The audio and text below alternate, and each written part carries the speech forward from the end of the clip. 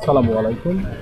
বিষাদের রিক্ততা ও তিক্ততাকে ভুলে যারা একটু আনন্দের হাসি হাসতে চান এবং খুঁজছেন কোথায় যাবেন, একটা সুন্দর পরিবেশে গিয়ে নিজেকে একটু সময় দেবেন, তাদেরকে আজকে পরিচয় করিয়ে দিচ্ছি আমাদের রংপুরের ঐতিহ্যবাহী তাজহাট জমিদার বাড়ির কাছে।